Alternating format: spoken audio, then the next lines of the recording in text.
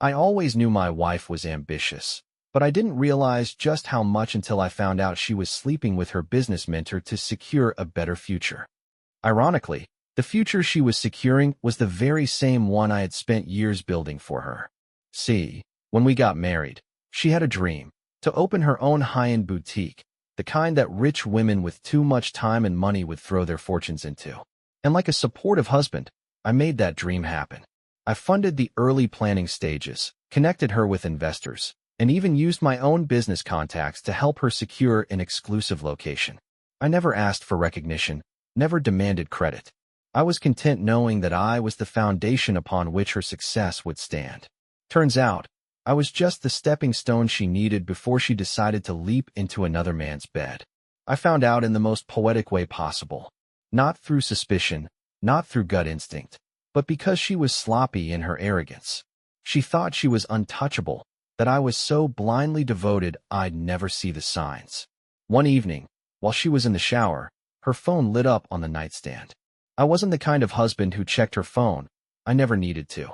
But that night, fate had a sense of humor. The message wasn't even hidden. It was right there, on the lock screen, like a neon sign pointing to her betrayal. Can't wait to celebrate our victory tonight. I'll make it worth your while winking-faced. And the sender? None other than Nathan, the mentor she always spoke so highly of. The same man I had shaken hands with. The same man I had respected for his supposed guidance in her career. The same man who had once sat across from me at dinner, praising our marriage, all while he was undressing my wife in his mind. I didn't react. Not outwardly, at least. My heart didn't pound, my hands didn't shake. There was no dramatic outburst, no immediate confrontation. That's not the kind of man I am. Instead, I smiled. A slow, knowing smile, because at that moment, I saw everything with absolute clarity. She thought she was playing chess, but she had no idea she was up against a grandmaster. The rest of the evening, I acted as if nothing had changed. I kissed her goodnight, told her I loved her, even made her morning coffee the next day like I always did. But inside, I was already moving the pieces, already calculating the perfect response. See, my wife had built her entire identity on this business. It wasn't just a career move for her. It was her legacy, her ticket to the high society circles she so desperately craved. She wasn't cheating because she was unhappy. No, she was cheating because she thought she had already won. She thought she could have everything. A devoted husband to bankroll her dreams, and a lover to entertain her on the side. What she didn't realize was that the very foundation of her so-called empire rested entirely on me. Every contract, every investor, every deal she had secured had only happened because of my influence, my resources. And just like I had built it all, I could tear it all down. The first step was information. I wasn't about to confront her without knowing the full extent of her betrayal. So, over the next few weeks, I played the role of the clueless husband perfectly. I asked about her progress, listened to her excitement, nodded along as she told me about all the challenges she was overcoming. Challenges I knew were nothing more than her juggling her time between business meetings and hotel rooms. At night, when she was asleep, I gathered everything I needed. Bank records, business agreements, legal documents. Every little detail about her business that she had overlooked in her arrogance, assuming I would never have a reason to look too closely. I made copies, stored them in secure locations, and, most importantly, started making quiet phone calls. Nathan, her affair partner, was not as untouchable as he thought. He had skeletons in his closet, financial mismanagement, a few failed businesses, some debts he had conveniently forgotten to disclose. And through some carefully placed words in the right ears, those skeletons started rattling just loud enough for the right people to take notice. Meanwhile, my wife remained blissfully unaware, still believing she was on the brink of her greatest success. She had no idea that I had already placed the first domino, and soon, her entire world would come crashing down. And the best part? She would never see it coming. If someone had asked me back then, I would have said my life was good. Not just good, stable, fulfilling, even enviable. I had a career I enjoyed, a home that felt like a sanctuary, and a wife I genuinely believed was my partner in every sense of the word. Our mornings were quiet but warm. She liked to wake up before me, always moving about the house with that soft hum in her voice, brewing coffee, checking emails, occasionally slipping back into bed for a few extra minutes before the world demanded our attention. I used to love those moments, when the first thing I'd feel in the morning was the warmth of her curled against me, her hair tickling my neck as she mumbled half-asleep complaints about how tired she was. I'd laugh, tell her to sleep in, knowing full well she never would. She was ambitious, driven, something I had always admired about her. I worked in finance, not a flashy job, but it gave us comfort. A beautiful home, frequent weekend getaways, the ability to invest in her dream when the time came. And she had big dreams. Even before we got married, she talked about the boutique like it was her destiny. Not just another shop, but a brand, an empire in the making. She wasn't the kind of woman who wanted to be a housewife or just someone's wife. She wanted to be someone that people talked about, respected, envied. I admired that about her. I admired how she would spend hours poring over designs, carefully curating what kind of aesthetic she wanted her future store to embody. I remember sitting beside her late at night, both of us exhausted but exhilarated, as she sketched out potential logos, running ideas past me, asking if I thought they were too much or not enough. I always told her the same thing. Whatever you want to do, we'll make it happen. And I meant it. We had been married for 5 years. No kids, by choice, at least for now. We both wanted to focus on our careers, our goals. We traveled when we could, tried new restaurants, had inside jokes that only we understood. Our friends always joked that we were that couple, the ones who actually still liked each other after years together. And for a long time, I truly believed that was the case. Looking back, there were signs. Small things, barely noticeable at the time, but now, in hindsight, they stood out like neon warnings I had been too blind to see. Like how she had started working later, which in itself wasn't unusual. Starting a business was demanding. But then, there were the nights she wouldn't just come home late, she'd shower immediately, even if she had just gotten back from the office. Or the way she had suddenly stopped asking for my opinion on things. Before, she used to include me in every decision, every little update. But as the boutique started coming together, it became her thing. I chalked it up to independence, assumed she wanted to prove to herself that she could handle it without my help. I didn't mind. In fact, I respected it. Then there were the networking events. They became more frequent. Dinners with investors, late-night planning meetings, industry parties that I wasn't invited to because, according to her, it's just business, and I don't want to drag you into that world. Again, I didn't question it. I trusted her. Trusted that everything we had built together meant as much to her as it did to me. The last time I felt truly at peace in our marriage was about a month before I found out. We had taken a weekend trip to the mountains, something we tried to do at least once a year. Just the two of us, no work, no distractions. She had been distant the weeks leading up to it, stressed, I assumed, from everything going on with the boutique. But during that trip, she seemed like her again. She laughed more, touched me more, pulled me in for lazy kisses by the fireplace, her hands threading through my hair like she used to when we first got together. I remember thinking, this is why we work. No matter how busy life gets, we always find our way back to each other. Now, I realized that trip was her guilt talking. A final act of normalcy before she fully gave herself over to what she was doing behind my back. A way to silence whatever little conscience she had left. Because the woman who kissed me that weekend, the woman who curled into my arms and whispered, "I love you," was the same woman who, just days later, would be sending messages to another man, planning their secret rendezvous. And I, the fool who had built her dreams for her, had no idea that I was also building my own betrayal. It started with something small. Too small. The kind of thing most people wouldn't even notice, but once you do, you can't unsee it. It was a Tuesday night, late enough that the house had settled into that quiet stillness we both enjoyed. I was on the couch, mindlessly scrolling through my phone, half listening to the news playing in the background. She was in the kitchen, pouring herself a glass of wine, something she had been doing more often lately. Nothing unusual, nothing alarming. But then her phone buzzed on the counter, and I saw the way she reacted. It wasn't the normal, casual glance most people give their phones. No, it was sharp, immediate, like a soldier hearing a gunshot in the distance. Her body stiffened for half a second before she forced herself to move slower, more natural.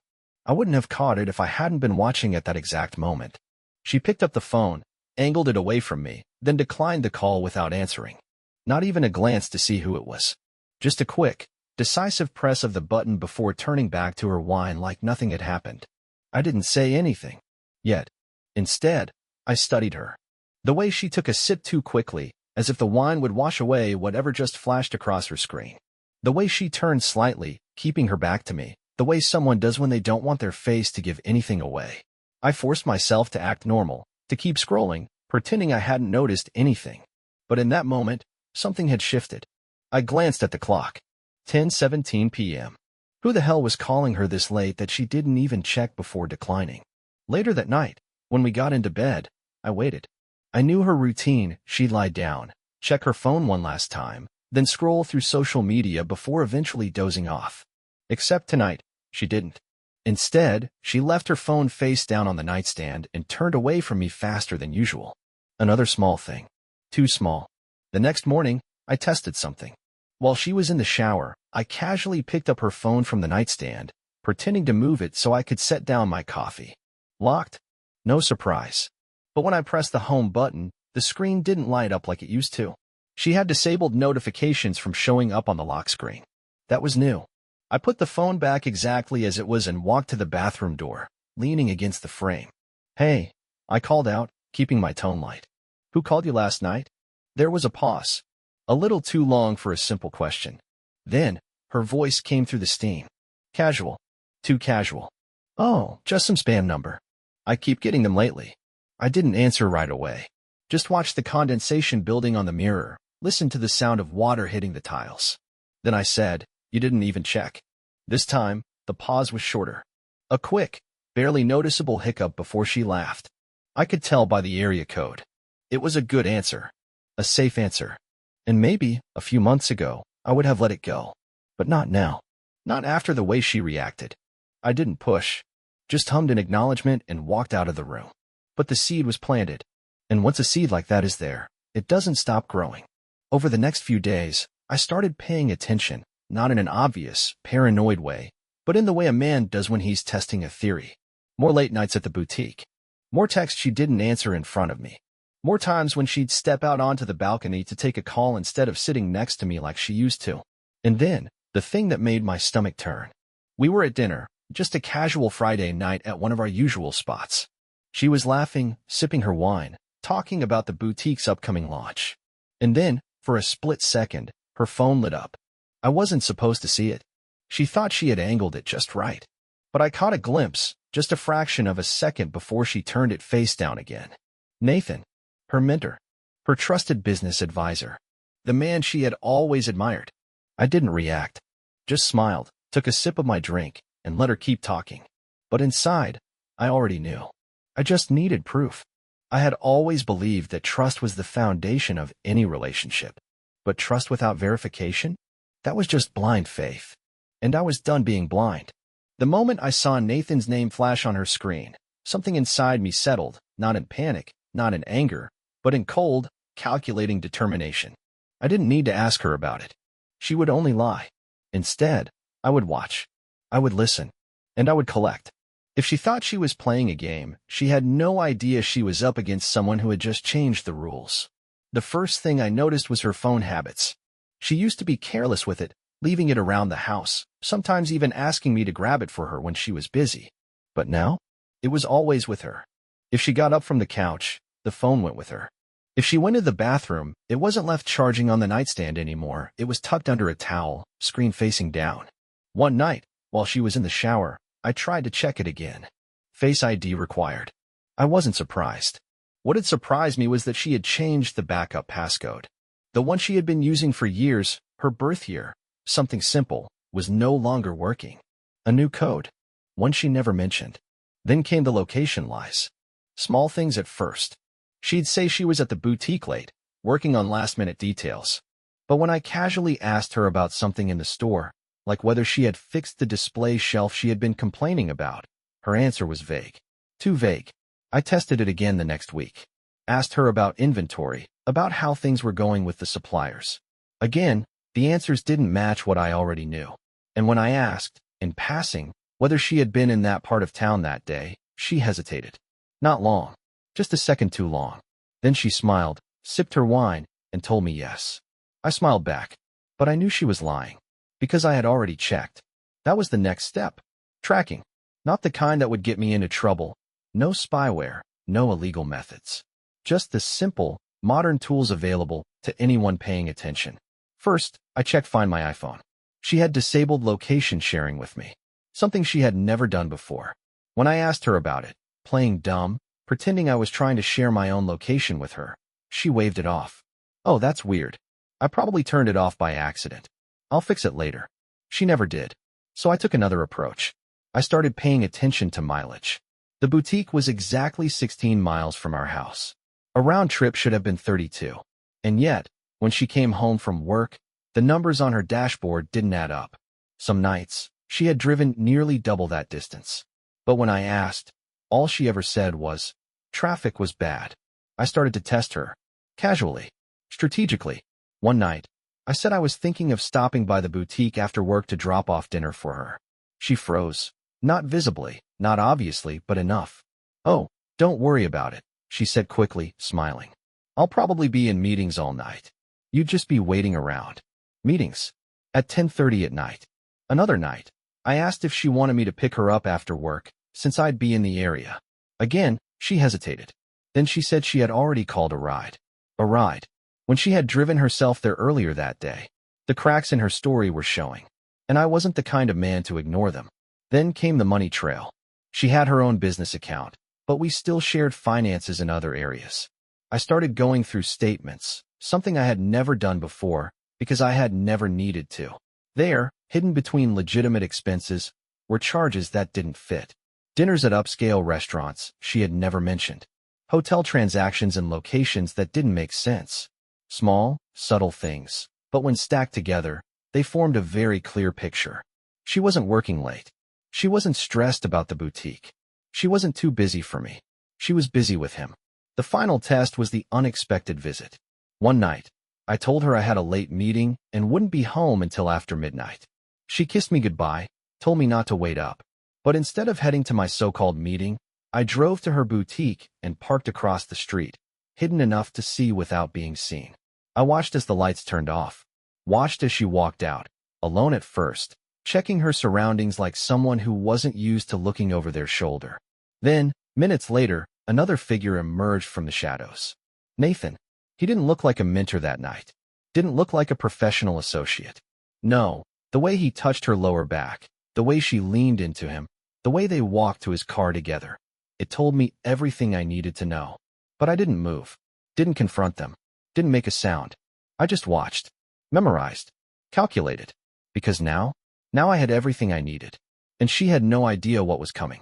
It was one thing to suspect. It was another to know. Suspicion leaves room for doubt, for second-guessing, for the possibility, no matter how slim, that you're wrong. But proof? Proof burns. It sears itself into your mind, leaves no room for hope, no space for denial. Proof changes you.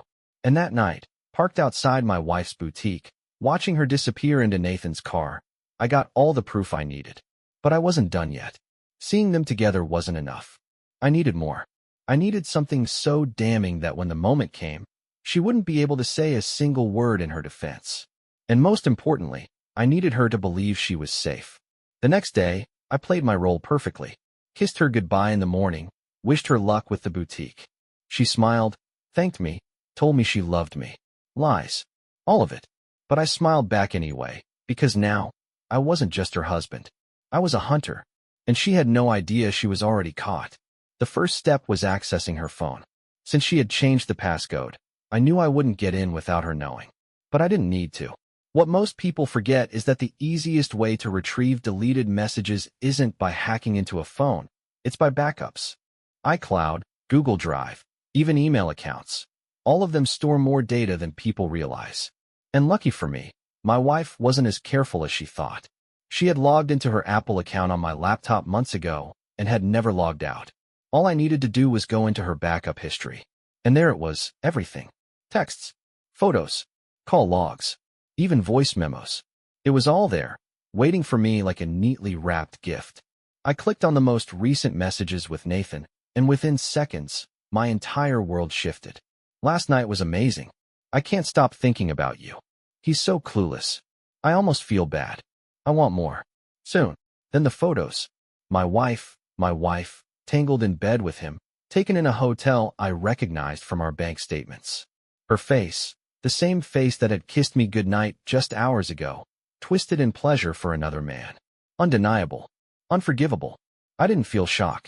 I didn't feel sadness. What I felt was clarity. A deep, bone-chilling clarity that stripped away any last remnants of doubt or emotion. My marriage was a lie. The woman I had sacrificed for, built up, supported, she wasn't my wife anymore. She was just another person who had underestimated me. I took my time, downloaded every message, every photo, every call log, screenshotted timestamps, compiled everything into a neat little folder on my desktop. Then, as if nothing had happened, I closed the laptop and went downstairs to make myself a coffee. Because now, I wasn't just a man who knew. I was a man with a plan. When she came home that night, she was glowing, smiling, acting like the same woman I had married. She slipped her arms around me, kissed my cheek, asked how my day was. I let her touch me with the same hands that had been on him. Let her look into my eyes, completely unaware that I had already seen the truth. And when she went upstairs to shower, the same routine, the same predictable habit. I just stood there in the kitchen, watching her go, a slow smirk curling on my lips. She thought she was winning. She had no idea the game had just begun. Revenge wasn't about destruction. It wasn't about rage or screaming or reckless retaliation. That's what weak men do. No, real revenge, the kind that lingers, the kind that burns long after the fire has died down, was about precision. About understanding your opponent's deepest fears, their greatest vulnerabilities, and then exploiting them mercilessly. My wife didn't fear losing me. If she did, she wouldn't have done what she did. No, what she feared was failure. She had built her entire identity around the boutique, her dream, the business that was supposed to launch her into high society, the thing that would prove to the world that she was more than just a wife. That was her weakness. That was where I would strike.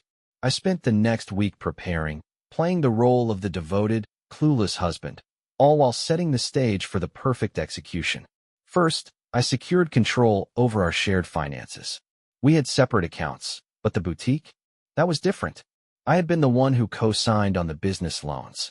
I had used my connections to bring in investors.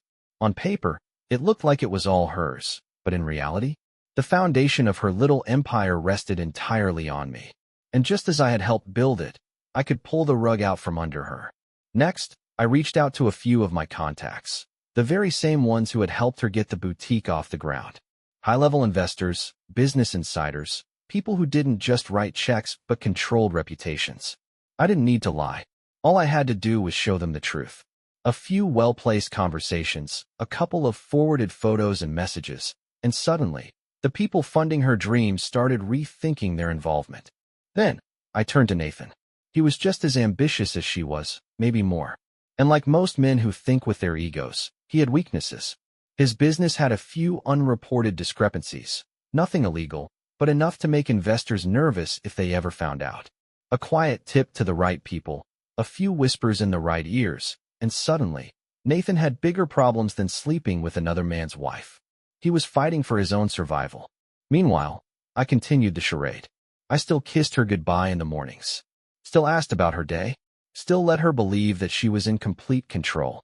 But every time she smiled at me, every time she thought she had gotten away with it, I felt nothing but satisfaction. Because I knew what was coming. The final piece of the puzzle was timing. I needed the impact to be devastating. Not just a quiet failure, not just a slow decline, but a public collapse. The boutique's grand opening was the perfect opportunity. She had spent months building anticipation, securing high-profile guests, getting the media involved. It was supposed to be the night she proved to the world that she had made it. Instead, it would be the night she lost everything. The day before the grand opening, the cracks started to show. She came home frustrated, snapping at little things, complaining about last-minute issues with the boutique. "Some investors are pulling out," she muttered over dinner, rubbing her temples. "It's ridiculous. Everything was fine a week ago." I nodded, pretending to be sympathetic, while inside, I was savoring every second of it. She had no idea it was me. By the morning of the event, she was in full panic mode. A major investor had completely backed out. Suppliers were delayed. Even some of the guests she had been bragging about, the socialites, the big names, had suddenly declined. And Nathan? Nowhere to be found. She called him 4 times that morning. No answer. Because while she was busy trying to save her boutique, Nathan was busy trying to save himself.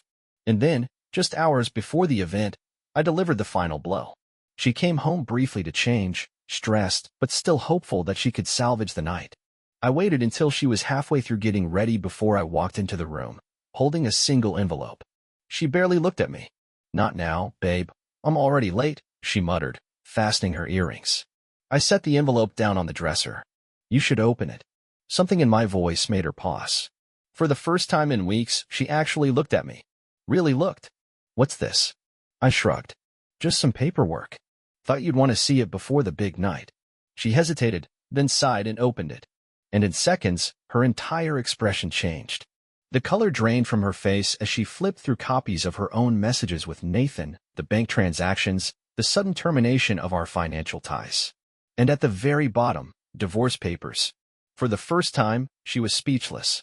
I stepped closer, lowering my voice so that every word cut. "I know everything. Every lie. Every betrayal. I let you believe you were winning. I let you think you were in control. But you were never in control, sweetheart." I was. She looked up at me, eyes wide, mouth opening and closing like she wanted to speak, but there was nothing left to say. I leaned in just enough so she could hear the final words before I walked away. "Enjoy your grand opening." And then, I left. Because there was nothing left of her to destroy. She had already done that to herself. I arrived at the boutique's grand opening early, blending into the crowd like just another guest. The venue was stunning exactly how she had always envisioned it. Elegant chandeliers cast a warm glow over the showroom, where carefully arranged displays of designer clothing and accessories waited for the city's elite to shower them with praise. She had spared no expense. This was supposed to be her moment. The night that launched her into the ranks of real business owners, the night that would put her on the map. What she didn't know was that it would also be the night she lost everything. She was moving through the crowd, a perfect hostess, shaking hands, smiling, laughing as if her world wasn't already crumbling behind the scenes. She had no idea that half the investors in the room had already pulled their funding. No idea that her business accounts were about to be frozen. No idea that the whispers had already started among the very people she had been desperate to impress. I had made sure of that. With just a few carefully placed conversations, a few selectively leaked messages, people were already questioning her credibility. She could smile all she wanted, her reputation was rotting from the inside. And then, right on cue, Nathan walked in. Late. And alone. The moment she saw him, her face flickered, just for a second, but I caught it. Panic. He wasn't supposed to be late. He was supposed to be by her side, validating her, proving to the world that she had powerful connections. Instead, he looked uneasy. I had made sure of that too. His own business was collapsing, his investors bailing after I had discreetly exposed his financial mismanagement. He was unraveling, and he didn't even know yet that I had just made his affair public. I stood near the bar, watching, waiting, letting the tension build. She was still pretending everything was fine, still shaking hands, but she kept glancing at him, trying to read his face. And then, finally, the first crack appeared. A woman, a well-connected socialite, approached her with an expression that was too polite. The kind of smile that wasn't a smile at all. I didn't hear what she whispered, but I saw my wife's face drop. She turned to Nathan, her expression demanding answers, but before he could say a word, the second blow landed. Another guest approached, this time, a business journalist, someone she had personally invited to cover her big night. Only now, his phone was out, scrolling through screenshots of her text with Nathan. Then, the real damage began. It happened in waves. The subtle shifts in body language as people glanced at their phones, reading the messages I had leaked. The looks they gave her. The hushed conversations, the way people started pulling back, stepping away as if her failure was contagious. She felt it. I could see it in the way her breathing quickened, in the way she tried to smile but couldn't quite make it reach her eyes. And then the final blow. I stepped forward, moving through the crowd with purpose, making sure that everyone saw me. Conversations quieted as I reached her, as her gaze locked onto mine, confusion and fear flickering across her face. I took my time. I wanted her to feel every second of this. Then, in the silence, I pulled out the envelope. The same one she had opened just hours before, the same one that had shattered her illusions in private. Only this time, I opened it for her. "Ladies and gentlemen," I said, my voice calm, measured, carrying just enough weight to command attention. Before we continue this wonderful evening, I just want to personally congratulate my wife on this incredible accomplishment. She exhaled slightly, relief flashing in her eyes, hoping that maybe I wasn't about to ruin her. I turned the envelope over, and the photos spilled out. The texts, the timestamps, the proof. The silence was deafening. A gasp, a whisper, a dozen phones lifting to capture the moment. She didn't speak. She couldn't. I stepped closer, lowering my voice just enough so that only she could hear. You thought you could betray me and win? I smiled. You were never playing the same game. Nathan was already gone. He had slipped out the moment the first whisper started, abandoning her the same way she had abandoned me. The room was closing in around her. The weight of everything she had built was now crushing her. Investors were walking out. Guests were deleting their social media posts about the boutique. Her dream was collapsing in real time. And I turned, walked past her without another word, and left her standing there, alone. Because that was what she had earned. The moment the last photo hit the floor, the weight of reality crashed down on her. I saw it in her eyes, that instant where confidence turned to horror, where arrogance melted into pure, unfiltered panic. The whispers in the crowd weren't whispers anymore. They were murmurs of disgust, of quiet laughter, of people turning to each other with wide eyes and knowing smirks. The same people she had spent months trying to impress, the ones she believed would elevate her to greatness, now stared at her like she was nothing. And Nathan? Gone. The moment he realized what was happening, he had vanished, slipping away like a rat abandoning a sinking ship. She reached for me then, her perfectly manicured fingers shaking, her breath coming in short, desperate gasps. Wait, she whispered, her voice cracking. Just wait. We can talk about this. Please. I tilted my head slightly, pretending to consider her words, but I already knew the truth. She wasn't sorry. Not for what she had done. She was sorry for getting caught. Sorry that the web of lies she had spun so carefully had just collapsed in front of everyone who mattered to her. Talk? I echoed, my voice calm. Almost amused. You mean the way you talked to Nathan?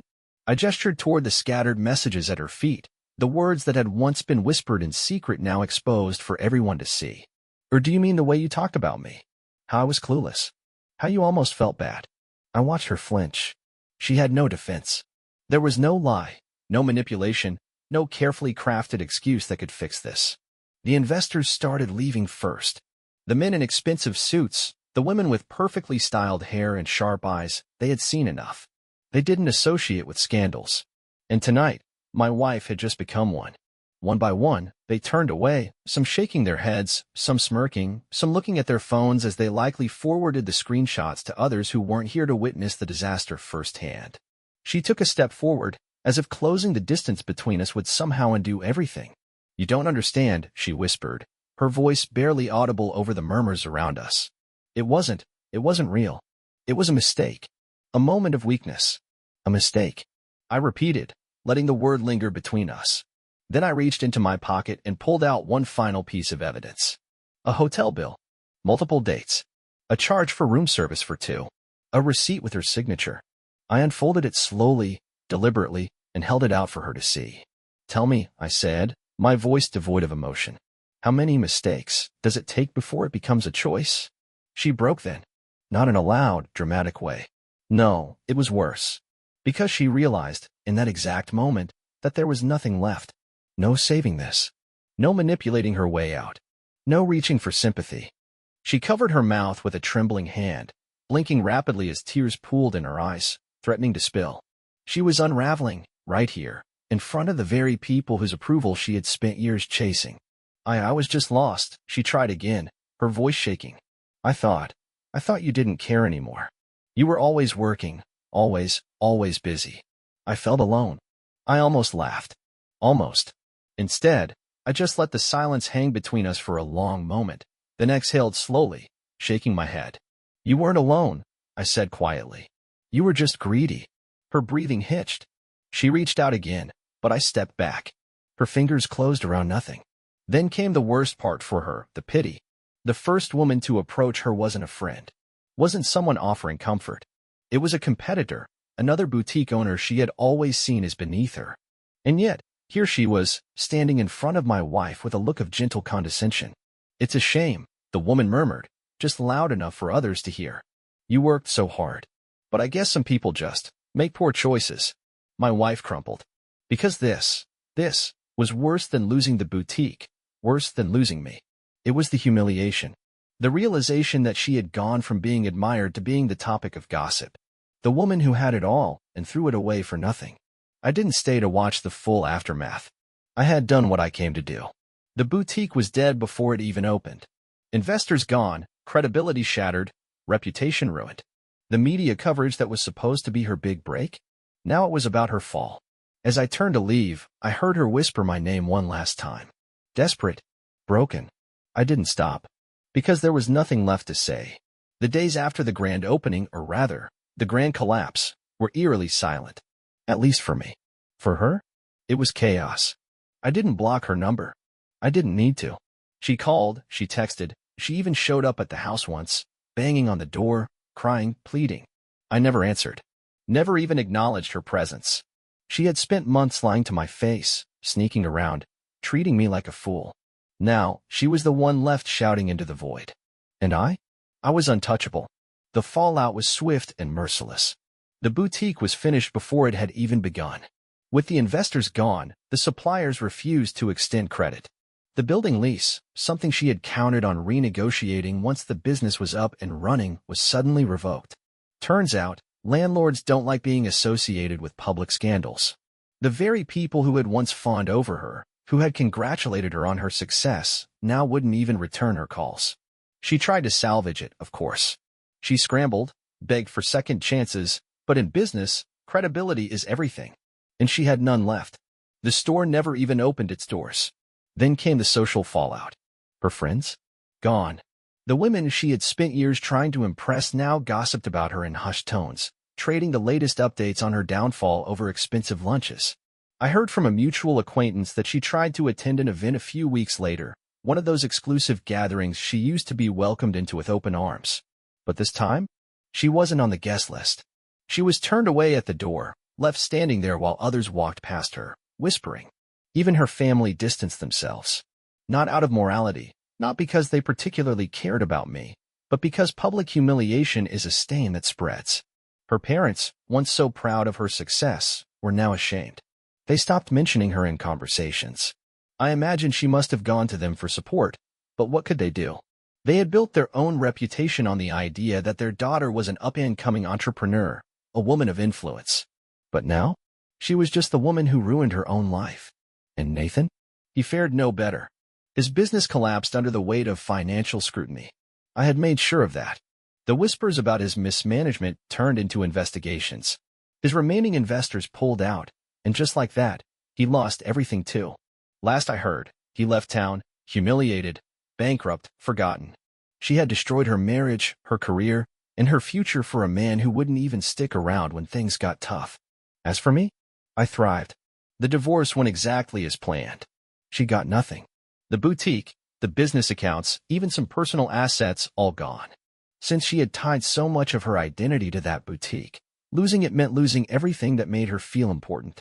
And I moved forward.